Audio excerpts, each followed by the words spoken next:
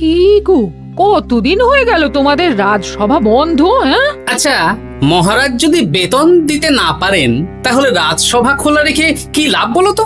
বলি বাড়িতে যা চাল আছে তাতে এক সপ্তাহের বেশি আর রান্না হবে না কিন্তু। হ্যাঁ, সেই জন্যই তো হিসেব করছি। বাড়িতে অপ্রয়োজনীয় যা যা জিনিসপত্র আছে সেসব বেচে দেব। আর বেচার মতো কিছুই নেই গো। দেখো, তুমি সব সময় আমার পরেই খাও, তাই আমাদের একটা করে থালা বাটি বেচে দিলে তো কোনো সমস্যা নেই গিন্নি। এই তোমার মাথা না কাজ করছে না। যাও বাইরে ঘুরে এসো, পারলে বাজার থেকে ধার করে হলেও একটু চাল নিয়ে এসো। দেখি যদি কোনো সহৃদয় ব্যক্তি চাল দেয়।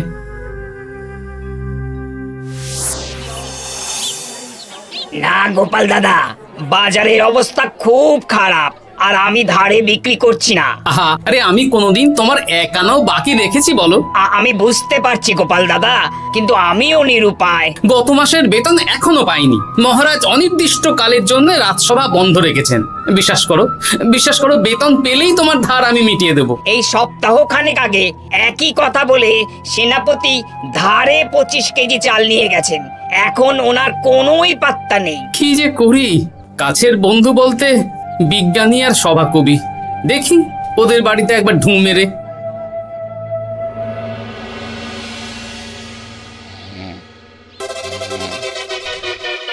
কৃষ্ণনগর কৃষ্ণনগর কৃষ্ণনগর শূন্য। হ্যাঁ, এবারে একটা মোহরও নেই। জাহাপানা সর্বনাশ হয়ে গেছে। কি হলো? পালে বাঘ পড়েছে নাকি? ঘুমের 12টা বাজিয়ে দিলে। জাহাপানা, এবারে কৃষ্ণনগর থেকে একটা মোহরও খাজনা আসেনি। হ্যাঁ, বলো কি? 1 মাস আগে বাৎসরিক খাজনা দেওয়ার শেষ দিন ছিল, কিন্তু এখনো একটা মোহরও খাজনা আসেনি। না জাহাপানা। পড়েছে বেগমের জন্য হীরের হার, হীরের কানের দুল, হীরের নাকছাবি বানাতে দিয়েছি। উজির, যা হোক করে কৃষ্ণনগর থেকে আমার খাজনা চাই। তাহলে তো কৃষ্ণচন্দ্রকেই তলব করতে হবে। যা করার করো। বাবা, এই সময় তোমার শখ হয়েছে ময়না পোষা? আরে না না, আমি পুষিনি। একটা পশ্চিমের গ্রামে কদিন আগে ঘুরতে গিয়েছিলাম। আচ্ছা, ওখান থেকে নিয়ে এসেছো? না, তাও আনিনি, ছোলা খেতে দিয়েছিলাম। দেখি তারপর আমার পিছনে উড়ে উড়ে চলে এসেছে। বাবা, এ তো ভালো কথা। বিয়ে তো করলে না, তাও একটা সঙ্গী জুটেছে। এ যে সে পাখি নয় গোপাল, এ ময়না কথা বলে, দেখবে। এই ময়না, বলো তো গোপাল এসেছে। আরে বাস, বলো তো গোপালের ভুঁড়ি আছে আমার নেই। বেশ। এ ভোরবেলা আমার কাছে আসে, সারাদিন আমার কাছে থাকে, আবার সন্ধে হলেই নিজের বাসায় নিজেই ফিরে যায়। বুদ্ধিমান পাখি। ওই গ্রামে শাখে শাখে ঝাঁকে ময়না। বেশ, বুঝলাম। তা বিজ্ঞানী, তোমার কাছে আমি আসলে একটা দরকারে এসেছি। বলো কি দরকার? আসলে ওই টানাটানির সংসার চলছে, বুঝলে। বাড়িতে চাল বাড়ন্ত, কদিন পরে হাঁড়ি চড়বে না। তুমি কিছু পয়সা ধার দিতে পারবে? আরে এমন করে বলছো কেন?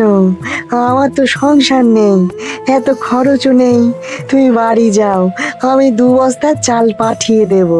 ধন্যবাদ বিজ্ঞানী, তোমার মতো বন্ধু পাওয়া মুশকিল। বন্ধুত্বে এইসব ধন্যবাদ দেওয়ার দরকার নেই, একে অপরের পাশে থাকলেই হলো।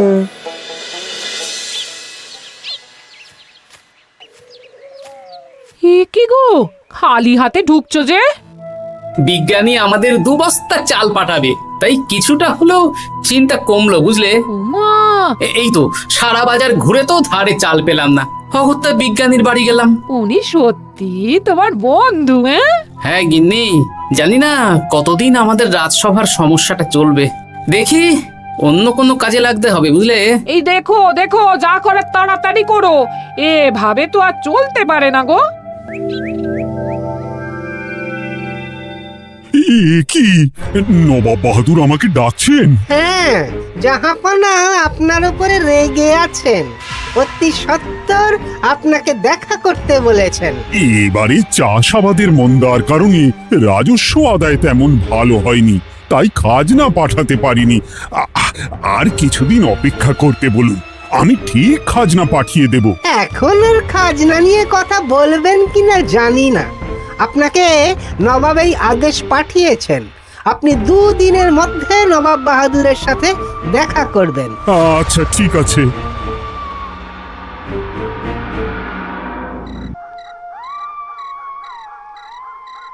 মহারাজ, এই বিপদের সময় আপনাকে একমাত্র একজনই সাহায্য করতে পারে, আর সে হলো গোপাল। আমি কোন মুখে গোপালকে ডাকবো বলো তো রানী? দীর্ঘদিন ওদের বেতন দিতে পারছি না। গোপাল এরকম স্বার্থপর মানুষই নয় যে নিজের কাজের সময় কাজী আর কাজ ফুরলে বাজি হয়ে যাবে। আপনি একবার বলেই দেখুন না। বেশ, তাহলে আগামীকাল সকালেই গোপালকে ডেকে পাঠাচ্ছি।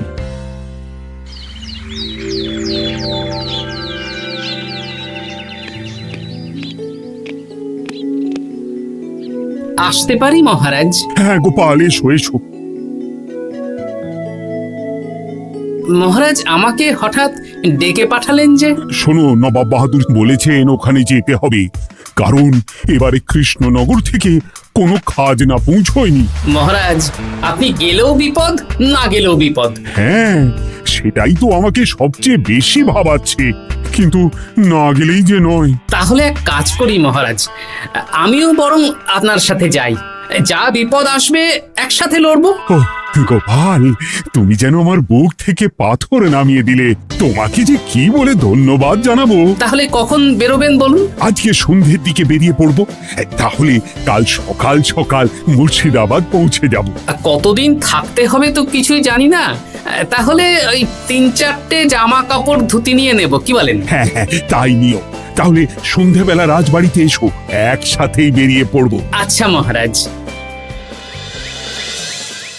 বলি, তোমার কি মুর্শিদাবাদে না গেলেই নয় গো? আমাকে তো যেতেই হবে গিন্নি।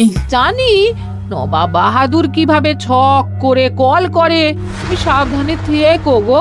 দেখো, আমি যখন যাচ্ছি তখন নবাব বাহাদুরকে এবার সাবধানে থাকতে হবে। হ্যাঁ, ঠিক আছে ঠিক আছে, মাথা ঠান্ডা রাখবে, বেশি ওস্তাদি করতে যাবে না।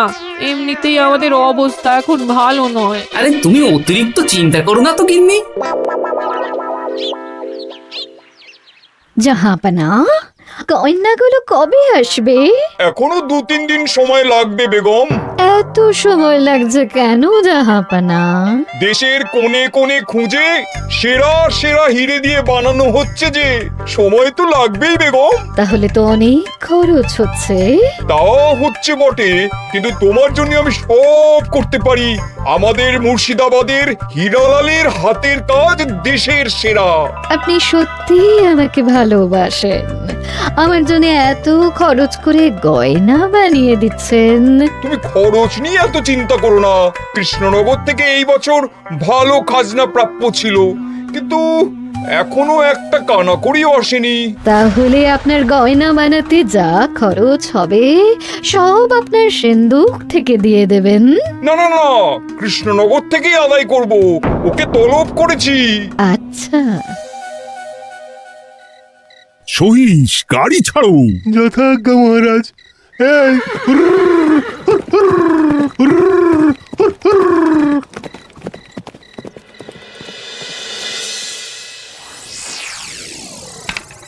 এত রাতে আবার কে এলো রে বাবা? খুলছি খুলছি।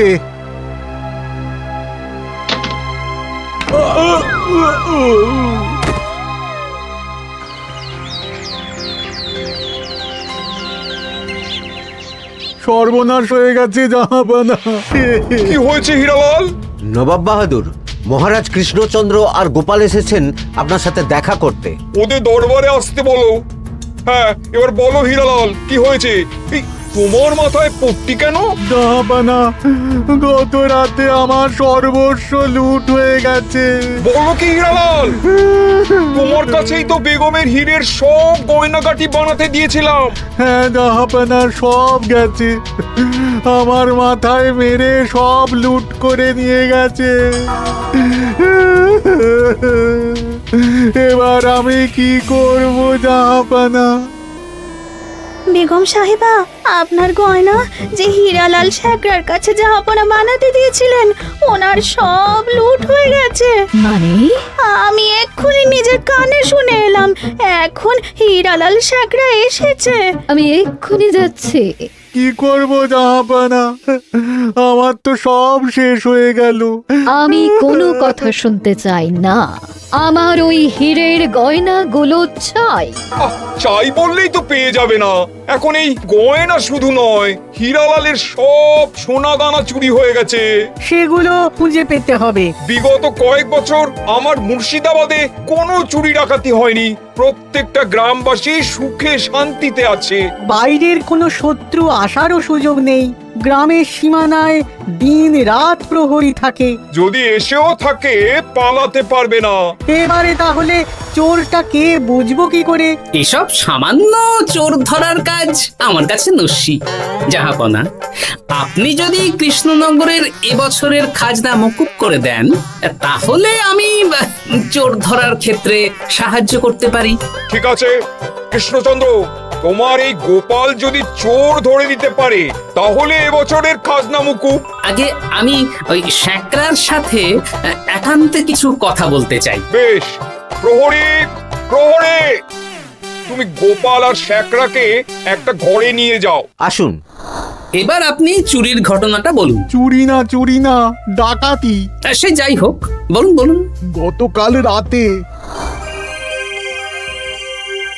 তারপর সকালে জ্ঞান ফিরে ঘরে গিয়ে দেখি সব ফাঁকা। আমার ঘরের সাথেই লাগোয়া দোকান। আচ্ছা, দেখুন, আমি আপনার কথা শুনে আর একটু আগের যা আলোচনা শুনলাম, তার থেকে মনে হচ্ছে এই চোর স্থানীয় চোর। কি করে বুঝলেন? কারণ বাইরের চোর হলে তো এত নিখুঁত কাজ করা সম্ভব নয়। চোর নিশ্চয়ই আপনাকে ব্যক্তিগতভাবে চেনে। হ্যাঁ, এবার মশাই আপনি বলুন তো, আপনার কোনো শত্রু আছে? না, শত্রু নেই তেমন। আমার সাথে কারো সম্পর্ক খারাপ নেই। আর আমাদের পাড়ায় সবাই ব্যবসায়ী, সবাই সম্ভ্রান্ত লোকজন। বেশ, তাহলে সব ব্যবসায়ীদেরকেই রাখতে হবে। আমি নবাব বাহাদুরকে বলে দিচ্ছি, আপনি এখন আসুন। নবাব বাহাদুর, আপনি ওই গ্রামের সকল ব্যবসায়ীদের আপনার মহলে ডাকার ব্যবস্থা করুন। সবাই কিন্তু বেশ সম্ভ্রান্ত ব্যবসায়ী। সে হোক না, ওই গ্রামে তো সবাই ব্যবসায়ী, আর বাইরের কোনো লোক গ্রামে ঢোকেনি বা বাইরেও যায়নি। তাই যদি কেউ চোর থেকে থাকে, তাহলে ওই ব্যবসায়ীদের মধ্যেই আছে। বেশ, আমি সবাইকে আমার মহলে নিয়ে আসার ব্যবস্থা করছি। আর একটা ফাঁকা বড় ঘর চাই, যেখানে চোর ধরার পরীক্ষা হবে। আর সেই ঘরে আমাদের কৃষ্ণনগরের ঘোড়া চোর ধরবে। হ্যাঁ, ঘোড়া চোর ধরবে? হ্যাঁ, যে ঘোড়ার গাড়িতে আমরা এসেছি সেই ঘোড়া। যদি চোর না ধরতে পারো, তাহলে পুরো খাজনা তো গায়ের জোরে নেব, সাথে সাথে কৃষ্ণনগরটাও কেড়ে নেব। আমার উপর একটু ভরসা রাখুন নবাব বাহাদুর, আর যা বললাম করুন। বেশ, শুনুন, এই ঘরে আমার এক প্রিয় ঘোড়া আছে, আর সামনে একটা বালতিতে ছোলা সেদ্ধ রাখা আছে। আপনারা সকল ব্যবসায়ীগণ একে একে যাবেন, দরজা ভিতর থেকে বন্ধ করবেন, আর ঘোড়াকে এক মুঠো করে ছোলা খাইয়ে ফিরে আসবেন। তারপর কি বাড়ি চলে যাব? না, সবার ছোলা খাওয়ানো হয়ে গেলে আমি ঘোড়ার কাছে যাব, আর ঘোড়া কানে কানে আমাকে বলে দেবে কে চোর। তাহলে আর দেরি কেন? সবাই একে একে যাও।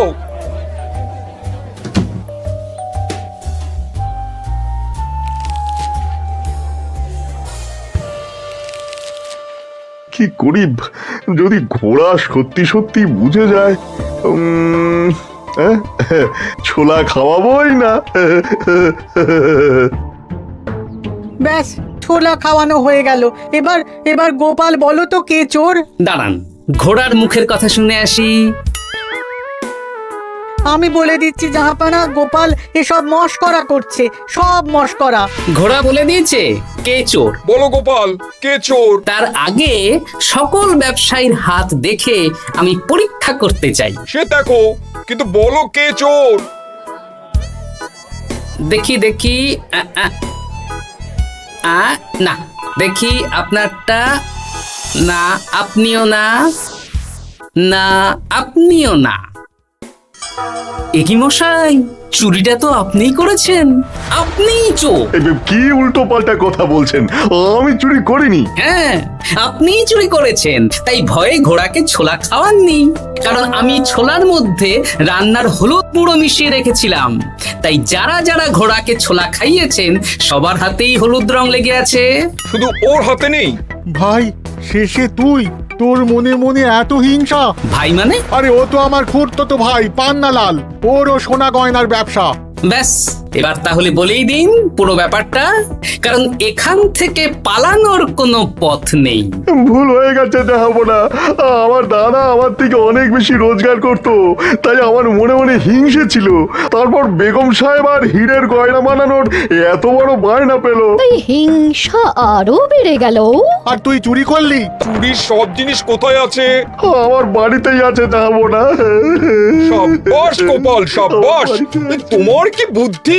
তাহলে জাহাপানা, কথা মতন আমাদের এই বছর তাহলে খাজনা দিতে হচ্ছে না। না, কথা যখন দিয়েছি তখন আমি তো আর কথার খেলাপ করতে পারি না। আচ্ছা গোপাল, তোমার তো এত বুদ্ধি, আমার একটা শখ পূরণ করতে পারবে? কি শখ বলুন নবাব বাহাদুর। আমার অনেক দিনের ইচ্ছে একটা হাওয়া মহল বানাবো, কিন্তু ঘরামি রাজমিস্ত্রি কেউই বানাতে পারবে না বলছে। তুমি কি বানিয়ে দিতে পারবে?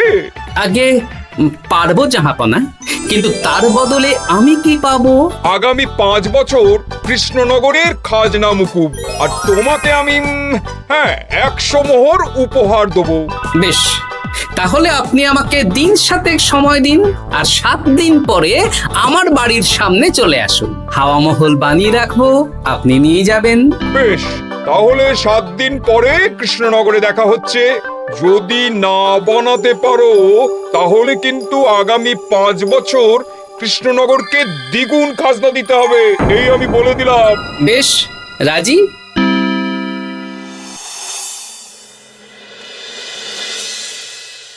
বেশ তো বড় মুখ করে বলে দিলে হাওয়া মহল বানাবে। রাজি রাজি। এবার যদি না বানাতে পারো, সব তো উল্টে যাবে। আপনি চিন্তা করবেন না মহারাজ, নবাব বাহাদুর আমাকে প্যাঁচে ফেলতে চেয়েছেন, তাই আমিও ওনাকে ঘোর প্যাঁচ দেব।